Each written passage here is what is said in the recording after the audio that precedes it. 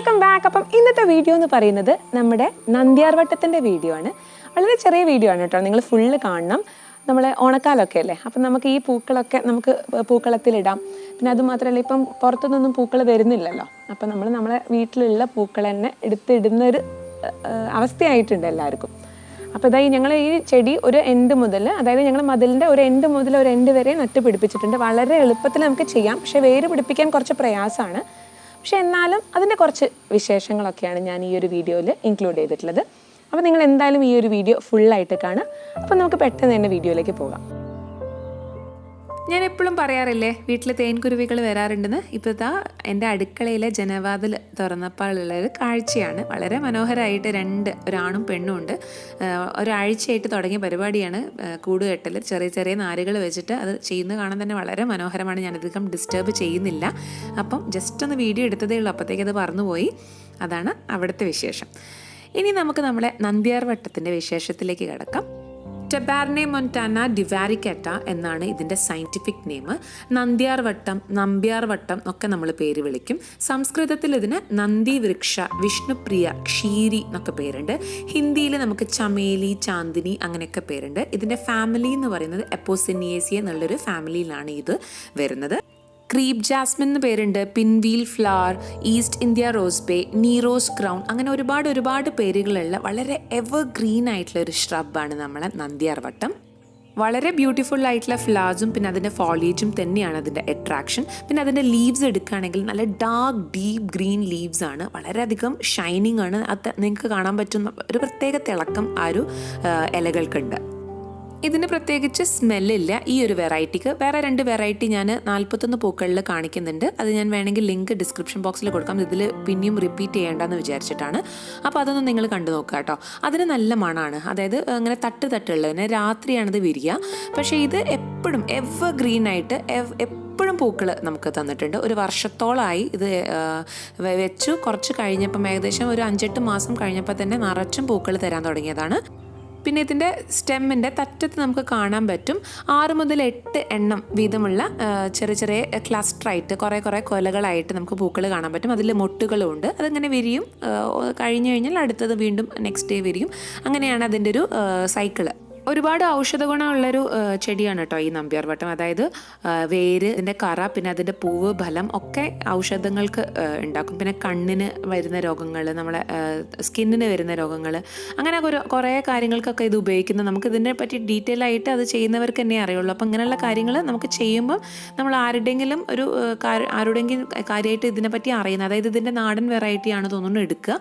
അപ്പം വേര് ചവയ്ക്കുന്നത്, അതുപോലെ പല്ലുവേദന കുറയ്ക്കാനൊക്കെ സഹായിക്കുമെന്നാണ് പറയുന്നത്. വേരിൻ്റെ തൊലി അരച്ച് കഴിച്ചാൽ വിരശല്യം മാറും എന്നൊക്കെ പറയുന്നുണ്ട്. അപ്പോൾ ഇതാണ് ഞാൻ കാണിച്ചു തരാം. നമുക്ക് ഇല ഒന്ന് പൊട്ടിച്ചാൽ ഇതിൻ്റെ അകത്തുനിന്നൊരു ലാറ്റക്സ് പോലത്തെ ഒരു വൈറ്റ് കറ വരുന്നുണ്ട്. ഒരു കറ നിങ്ങൾക്ക് കാണാൻ പറ്റും. മിൽക്കി ലാറ്റക്സ് എന്നാണ് ഇതിന് പറയുന്നത്. അതിനെക്കൊണ്ട് ഇതിന് വേറൊരു പേരും കൂടി ഉണ്ട്, മിൽക്ക് ഫ്ലവർ എന്നും കൂടിയും പേരുണ്ട്. ഇല പിഴിഞ്ഞ് കണ്ണ് രോഗങ്ങൾക്ക് നല്ലതാണ്, പൂവ് ഔഷധമാണ്, അങ്ങനെ ഒരുപാട് കാര്യങ്ങളൊക്കെ ഇതിലുണ്ട്. പക്ഷേ ഇങ്ങനെയുള്ള കാര്യങ്ങളൊക്കെ നമ്മൾ ചെയ്യുമ്പോൾ, നമ്മൾ പരീക്ഷിക്കുമ്പം നല്ല അറിയാവുന്ന ഒരാളോട് ഇത് നമുക്ക്, ചിലവർക്ക് സ്കിന്നൊക്കെ അലർജി ഉള്ള ആൾക്കാരൊക്കെ ആകുമ്പം പറ്റില്ല. ചില ചെടികൾ തന്നെ, പൊതുവേ എല്ലാ ചെടികളും നമ്മൾ ഉപയോഗിക്കുമ്പോൾ ഒരു ഗ്ലൗസ് ഇട്ടിട്ട് ഉപയോഗിക്കുന്നതിന് കുറച്ചും കൂടി സേഫ്റ്റി. എനിക്കിതുവരെ അങ്ങനത്തെ പ്രശ്നങ്ങളൊന്നും ഉണ്ടായിട്ടില്ല. പക്ഷേ നമ്മളെപ്പോഴും ഒരു കരുതൽ എപ്പോഴും നല്ലതാണ് ചെടികളെ പെരുമാറുമ്പം.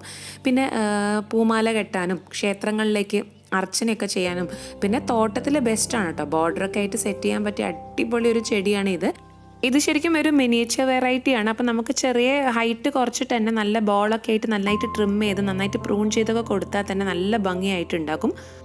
അത്യാവശ്യം നല്ല വെയിൽ കിട്ടുന്ന ഒരു സ്ഥലത്ത് വെക്കുന്നതാണ് കുറച്ചും കൂടി നല്ലത്. ഇല്ലാച്ചിട്ട് കുഴപ്പമൊന്നുമില്ല, സെമി ഷെയ്ഡിലും കുഴപ്പമില്ലാതെ നന്നായിട്ട് വളരും.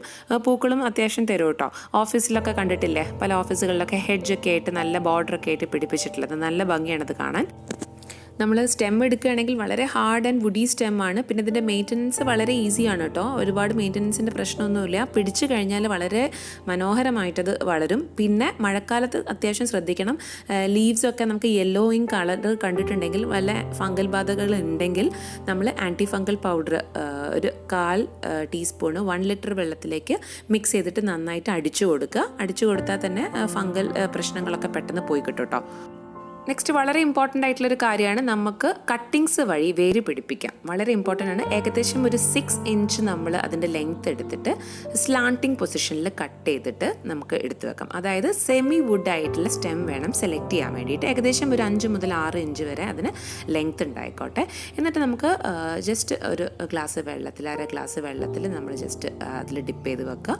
ഏകദേശം ഒരു 10-20 ദിവസം കഴിയുമ്പോഴത്തേക്ക് തന്നെ നിറച്ചും വേര് വന്നിട്ടുണ്ടാകും. എല്ലാം വേര് പിടിച്ചോളണമെന്നില്ല.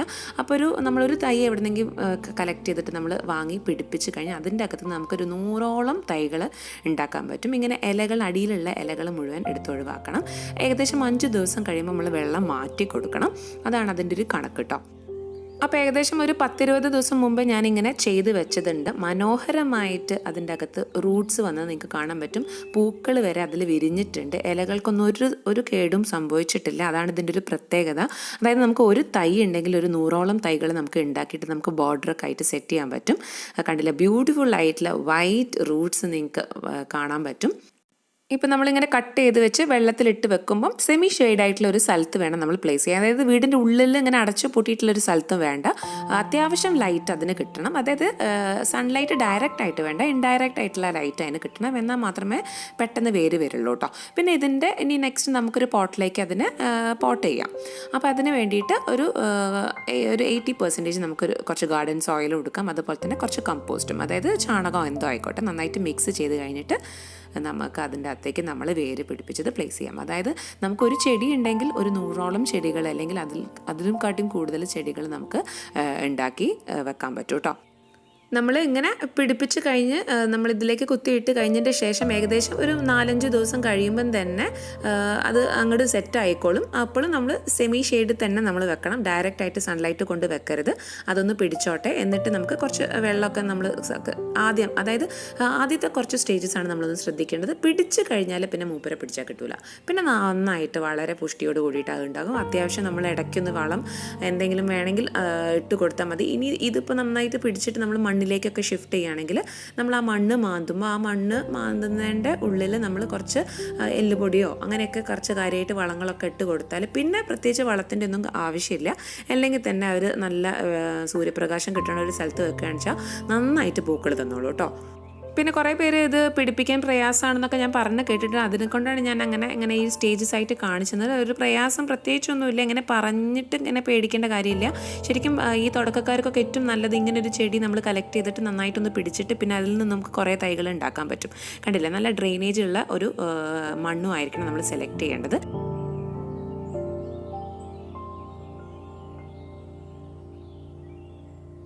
അപ്പോൾ ഇത്രയൊക്കെ തന്നെയുള്ളൂ നമ്മുടെ നന്ദ്യാർവട്ടത്തിൻ്റെ വിശേഷങ്ങൾ. നിങ്ങൾക്ക് ഇഷ്ടമായിട്ടുണ്ടെങ്കിൽ തീർച്ചയായിട്ടും ലൈക്ക് ചെയ്യാനും ഷെയർ ചെയ്യാനും സബ്സ്ക്രൈബ് ചെയ്യാനും മറക്കരുത്.